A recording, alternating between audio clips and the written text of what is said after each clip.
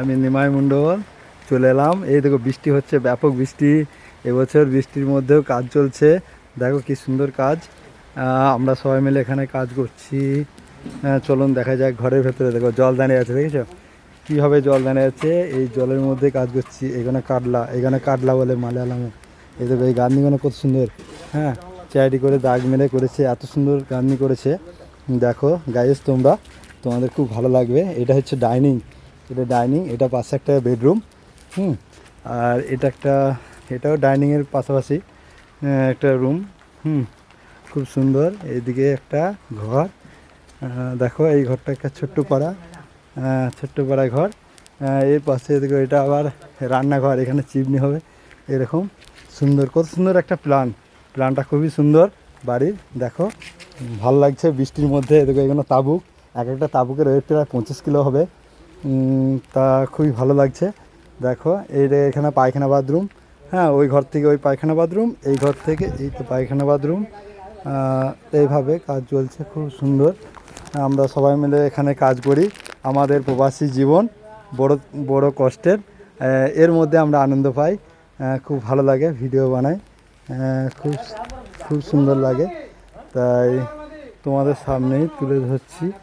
এই দেখো এই যে গার্নিংটা করেছে না, কত সুন্দর, একদম সেন্টার। এত সুন্দর গার্নিং দেখো। আমরাই করি, আমাদের সব আছে আরও সবাই মিলে আমরা করছি একসঙ্গে। চার দিয়ে গার্নিং করে। বৃষ্টি হচ্ছে এবছর, কেরালাতে ব্যাপক বৃষ্টি, তার মধ্যে আমরা কাজ করছি। ঘরে সব জল দাঁড়িয়ে আছে, এই জলের মধ্যেই কাজ দেখা খুব সুন্দর। এটা আমাদের চেঁচি মশলা মিক্সিং করছে, কত সুন্দর। সবাই মিলে আমরা এই বিল্ডিংয়ে কাজ করছি। এইভাবে আমরা আশপাশটা তুলে ধরলাম।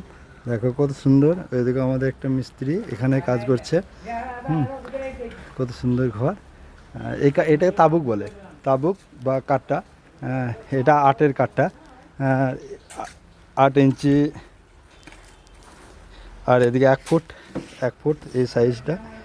আর এদিকে হচ্ছে 8 ইঞ্চি, 8 বাই 8-এর।